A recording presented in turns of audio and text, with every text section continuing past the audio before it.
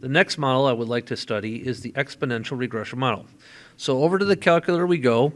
We're going to hit Stat. We're going to go over to Calc. We're going to move down to Exponential. There we go. Hit Enter. You'll notice that I have my independent and dependent variables already set up.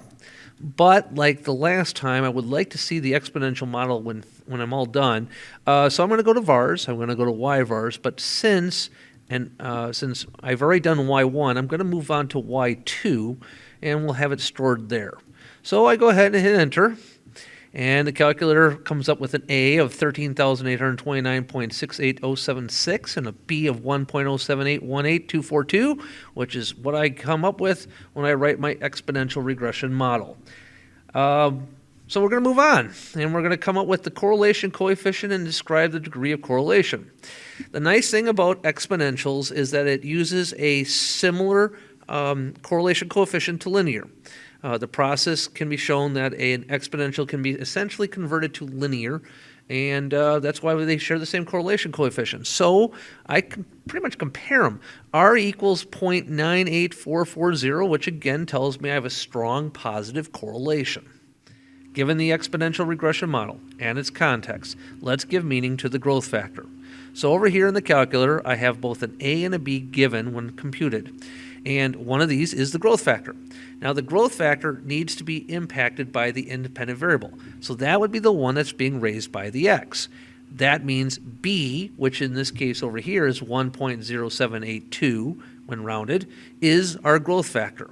The other one will be the y-intercept. We'll come back to the y-intercept in a few moments.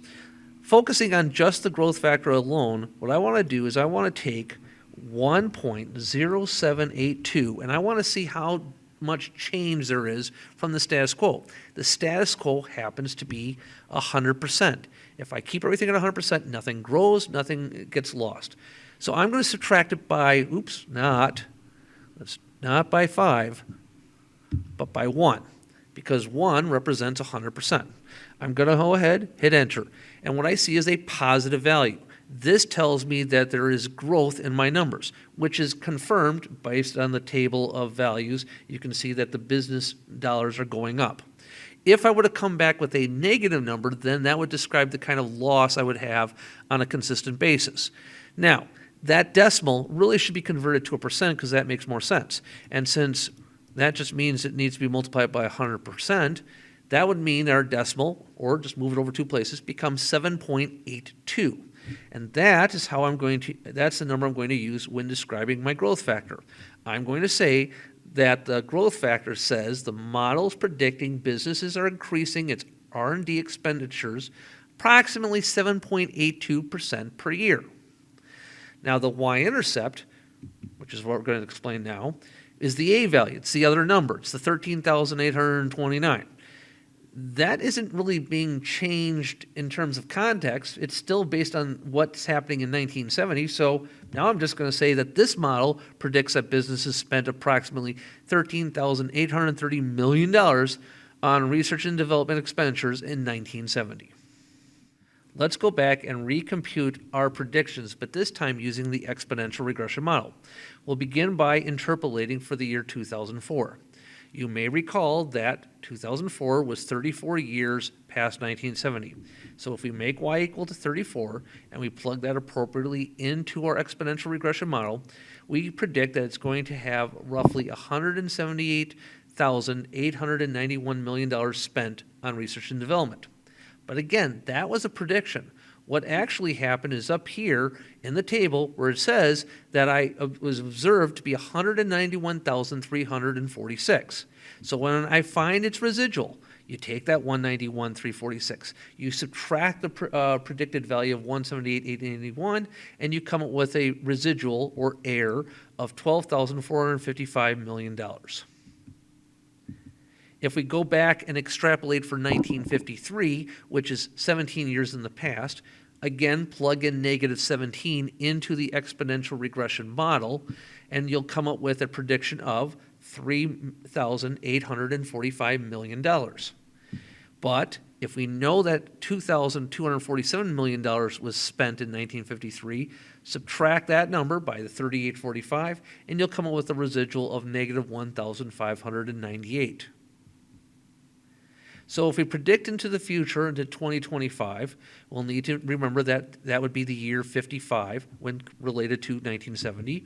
Plug in the 55, and you're going to come up with a nice large number of $869,511 million. Now, find the year when roughly $600,000 million will be spent on research and development by businesses. Because of the word roughly, I'm looking for the closest year. We'll set up the exponential regression model to equal 600,000. So let's put 600,000 to the calculator. To begin solving this exponential form of an equation, we should divide both sides by 13,829.6808. And what we will come up with is 1.0782, which is then raised to the y, equals 43.3849. Because we are solving for an unknown exponent, an unknown power, this is when we would want to rewrite it into a log form. I'm going to go ahead and write the log form, and you're going to see the answer. We'll go back to the calculator and kind of show you the steps on how one can come up with it. So, if I want to solve for y, let's make it equal to the log of your previous answer, 43.3849, specifically to base 1.0782. Now what you'll see is we've already figured out that it's going to be roughly 50.0725. How do we get that using a graphing calculator? There's a few ways of doing it. One, if you know the change of base formula, then you should be able to remember that if we take a common log of base 10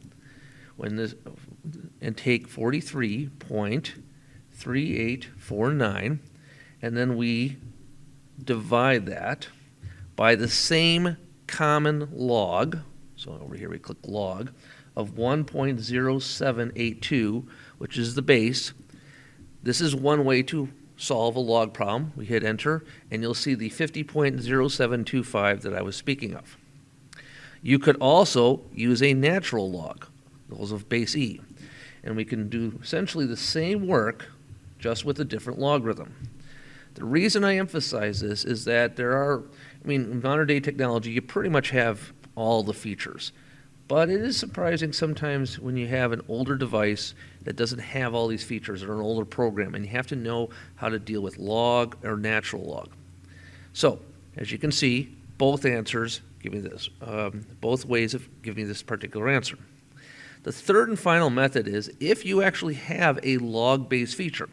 Any machine that's an 84 up that's been definitely upgraded, all have the log-based feature under math. If you go all the way down to here and you see log base, it pretty much looks exactly like that. You can put your base in right here, 1.0782. Over here, we'll put in our number 43.3849. I hit enter. I come up with 50.0725. Any of those three ways to solve your log to get to that value is just all you need to know. And then just remember that the question specifically asks what year this happens in. And so because it's 50 years after 1970, 1970 plus 50 would be 2020. Now that we have 2020 as our answer, we really should be asking yourself, how accurate do you think this answer is? And especially when we also want to figure out how good our extrapolation to 2025 is. So it's time to go back to looking at the two different types of graphs. I'm going to go back to the calculator, and what I'm going to do is I'm going to go set up my stat plot, which I've done. My scatter plot's all set to go.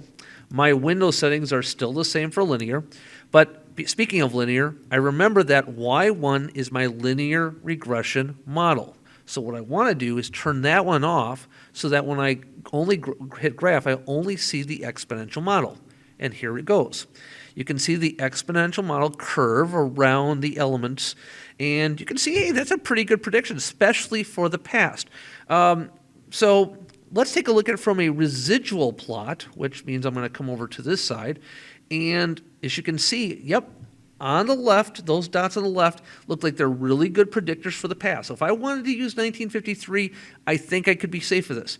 But I'm not so sure I would want to predict with the future. In fact, starting with 41 and 48, which is 2011, 2018, I see a trend where I'm going to get farther and farther away from a zero error. And those residuals are saying is, I don't think you can trust your predictions for the future. I think everything up to roughly 35, 36, which would be, 2004, 2005, 2006, probably good predictions. After that, I don't know if the future prediction is good to hold.